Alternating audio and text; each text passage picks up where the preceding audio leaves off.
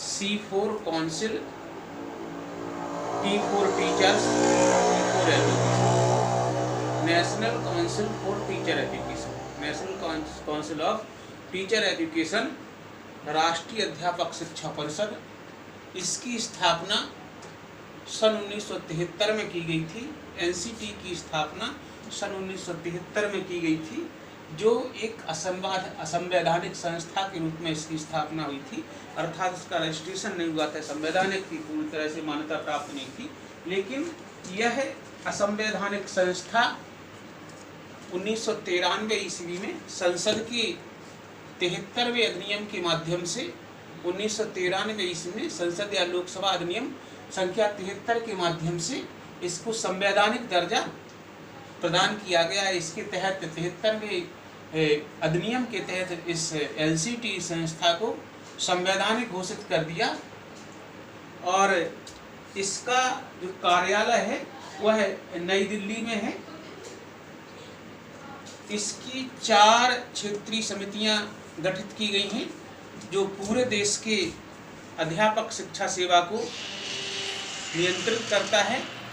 4 क्षेत्रीय समितियां क्रमशः, पहली क्षेत्रीय समिति को हम उत्तर क्षेत्रीय समिति कहते हैं। पहली क्षेत्रीय समिति जो है उसको उत्तर क्षेत्रीय समिति जयपुर के नाम से जानी जाती है, जयपुर में स्थापित है, जो उत्तर भारत के विभिन्न राज्यों का प्रतिनिधित्व करती है, जिसमें दिल्ली, हरियाणा, पंजाब, हिमाचल प्रदेश, राजस्थान, उत्तर प्रदेश, उत्तरांचल और चंडीगढ़ राज्य इस क्षेत्रीय समिति के अंतर्गत आते हैं।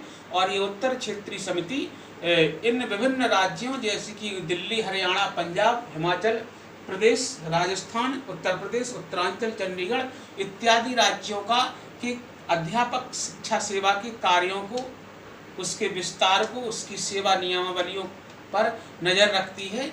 ध्यान देना है, अब वर्तमान में जो उत्तर क्षेत्रीय समिति का कार्यालय जो जयपुर था, अब इसका कार्यालय दिल्ली ट्रांसफ़र कर दिया गया, जो द्वारकापुरी में स्थापित हो गया है। पहले अब इसके क्षेत्रीय कार्यालय जयपुर को जयपुर से हटा करके दिल्ली स्थापित कर दिया गया है, जो द्वारकापुरी में स्थित है।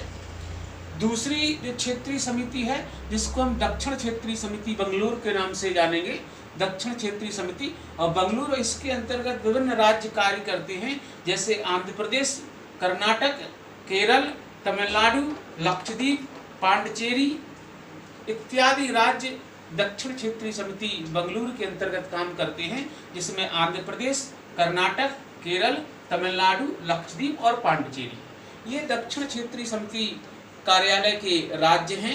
इस दक्षिण क्षेत्रीय समिति के अंतर्गत ये राज्य आते हैं।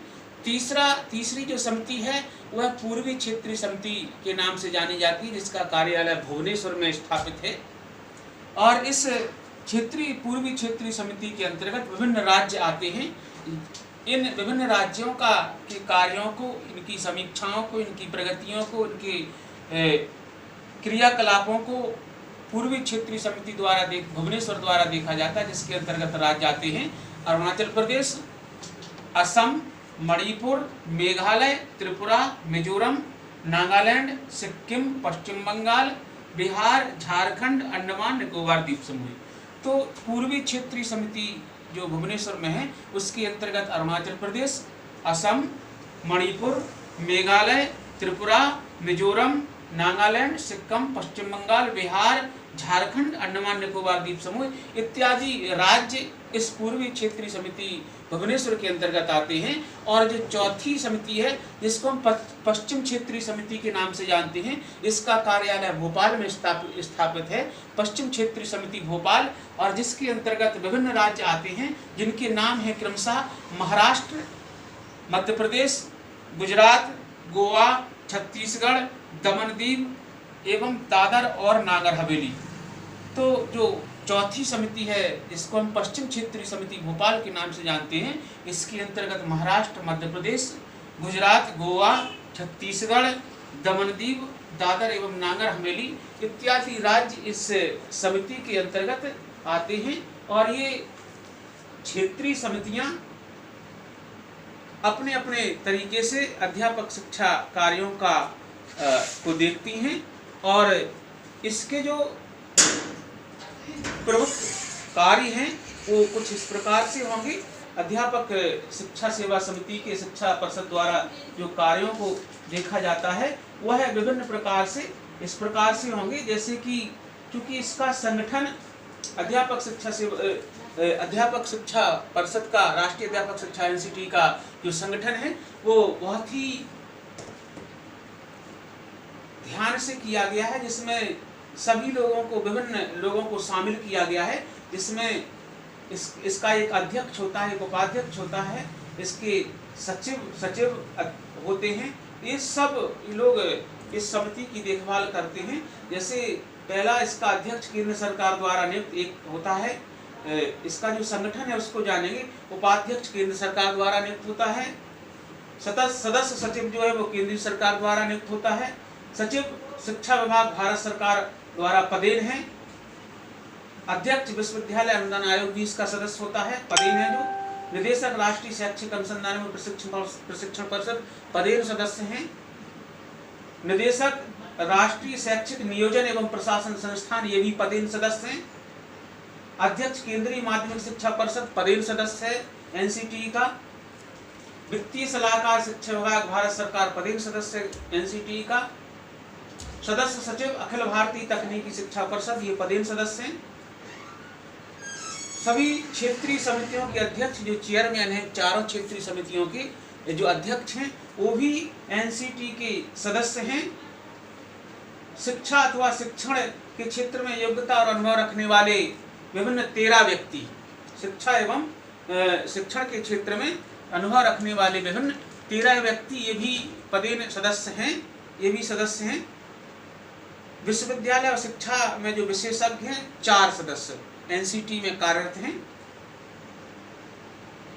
माध्यमिक शिक्षा में विशेषज्ञ 1 सदस्य, पूर्व प्राथमिक और प्राथमिक शिक्षक सेवा में विशेषज्ञ 3 सदस्य, अनौपचारिक शिक्षा और पूर्ण शिक्षा में विशेषज्ञ 3 लोग, शिक्षा तकनीकी एवं विशिष्ट शिक्षा कार्य व्यवसायिक शिक्षा, तकनीकी एवं विशिष्ट शिक्षा, कार्य अनुभव, व्यवसायिक शिक्षा, भाषाविद, सामाजिक विज्ञान और प्राकृतिक विज्ञान के क्षेत्र में विशेषज्ञ 3 सदस्य। ये सिस्टम होते हैं, सर्कल में होते हैं, क्रमशः इनका नियोजन होता है, इनको क्रमशः नियुक्ति प्रदान की जाती है। राज्यों और केंद्र शासित प्रदेशों में जो प्रशासक हैं, जो राज्य और केंद्र शासित प्रदेशों के प्रशासकों के प्रतिनिधियों को प्रतिनिधित्व देने के लिए केंद्र सरकार द्वारा 9 सदस्यों की नियुक्ति की जाती है। और जो संसद के सदस्य हैं इनको भी, संसद के सदस्यों को भी 3 सदस्यों की नियुक्ति की जाती है। राज्य परिषद के चेयरमैन द्वारा नामित 1, लोकसभा के अध्यक्ष द्वारा नामित 2 और मान्यता प्राप्त संस्थाओं के शिक्षकों में प्राथमिक माध्यमिक शिक्षा के शिक्षकों में केंद्र सरकार द्वारा नियुक्त सदस्य 3 लोग नियुक्त किए जाते हैं। तो ये थी राष्ट्रीय शिक्षा परिषद का संगठन। अब हम जानेंगे कार्य। चूँकि परिषद के जो कार्य हैं वो कुछ इस तरह से होंगे। सबसे पहला कार्य होगा कि शिक्षक शिक्षा की विभिन्न पहलुओं से संबंधित सर्वेक्षण और अध्ययन करना। शिक्षक शिक्षा के जो पहलू हैं उसमें सर्वेक्षण और अध्ययन करना है। शिक्षक शिक्षा के लिए उपयुक्त योजना और कार्यक्रम तैयार करना, जो अध्यापक शिक्षा उसके लिए योजना और कार्यक्रम तैयार करना। विश्वविद्यालय, केंद्रीय सरकार, राज्य सरकार और विश्वविद्यालय अनुदान आयोग की सिफारिश करना। देश में शिक्षक शिक्षा के विकास के लिए कार्य करना और इसका समन्वय और परिवीक्षण करने के लिए कार्य करना। स्कूलों और मान्यता प्राप्त संस्थाओं में शिक्षक के रूप में नियुक्ति के लिए न्यूनतम एलिजिबिलिटी या योग्यता को निर्धारित करना एनसीटी का कार्य है। शिक्षक शिक्षा के लिए विशिष्ट प्रकार के पाठ्यक्रमों को तैयार करना और उन प्रशिक्षण के लिए मानक निर्धारित करना। इसमें प्रवेश के लिए पात्रता मानक, उम्मीदवारों की चयन पद्धति, पाठ्यक्रम की अवधि, पाठ्यक्रम विषय वस्तु और पाठ्यचर्या प्रकार भी शामिल है। नए पाठ्यक्रम का प्रशिक्षण प्रारंभ करने और भौतिक एवं आधार संरचनात्मक सुविधाएं उपलब्ध कराने, जैसे स्टाफिंग पैटर्न, स्टाफ एलिजिबिलिटी या उसकी योग्यताएं के संबंध में मान्यता प्राप्त संस्थाओं द्वारा अनुपालनार्थ मार्ग निर्देशन निर्धारित करना। शिक्षक या अध्यापक शिक्षा के विभिन्न क्षेत्रों में नव प्रवर्तन और अनुसंधान की को बढ़ावा देना और उसके परिणामों को प्रसार करना, परिषद द्वारा निर्धारित मानकों, मार्गदर्शनों, मार्ग निर्देशों तथा स्तर की समय समय पर जांच और समीक्षा करना और मान्यता प्राप्त संस्थाओं को उपयुक्त सलाह देना। शिक्षक शिक्षा के विभिन्न स्तरों के लिए योजनाएं तैयार करना और मान्यता प्राप्त संस्थाओं का पता लगाना तथा शिक्षा के शैक्षिक विकास कार्यक्रमों के लिए नई संस्थाएं स्थापित करना राष्ट्रीय शिक्षा परिषद का कार्य है। शिक्षक शिक्षा के वाणिज्यीकरण को रोकने के लिए, व्यवसायीकरण को रोकने के लिए सभी प्रकार के आवश्यक कदम उठाना एनसीटी का प्रमुख कार्य है और वे सभी कार्य करना जो केंद्रीय सरकार द्वारा सौंपे जाते हैं, वो ये सब मुख्य रूप से एनसीटी के कार्य हैं। और देश भर में जो अध्यापक शिक्षा संस्थाएं इनको वांछित मानकों तक ले जाने के लिए फैकल्टी के व्यावसायिक विकास, बुनियादी ढांचे के सुधार, शोध, अनुसंधान और अभिनव परिवर्तन आदि में उनकी सहायता करने के माध्यम से सहायता प्रदान किया जाना प्रस्तावित है। इसलिए पूर्व प्राथमिक या बुनियादी या एलिमेंट्री तथा माध्यमिक स्तरों के ऐसे शिक्षक शिक्षा संस्थानों जो कि राष्ट्रीय शिक्षा परिषद द्वारा मान्यता प्राप्त है, एनसीटी द्वारा जो मान्यता प्राप्त हैं, इनको अधोलिखित योजनाओं के अंतर्गत वित्तीय सहायता प्रदान करने का भी लक्ष्य बनाया गया है। तो राष्ट्रीय शिक्षा परिषद द्वारा विभिन्न कार्य हैं, कुछ प्रकाशन भी हैं। दूरवर्ती शिक्षा प्रणाली में अध्यापक शिक्षा के लिए स्वाध्ययन मॉड्यूल तैयार करना, सभी के लिए अंग्रेजी, बंगाली, हिंदी माध्यम में मॉड्यूल बनाना, अध्यापक शिक्षा के लिए कार्मिक शक्ति नियोजन अंग्रेजी हिंदी पैटर्न में, माध्यमिक शिक्षा का पुनर्निर्माण और पुनर्जीवन।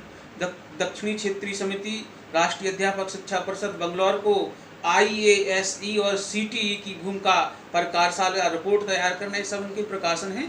तो ये क्षेत्रीय समितियां और राष्ट्रीय अध्यापक शिक्षा परिषद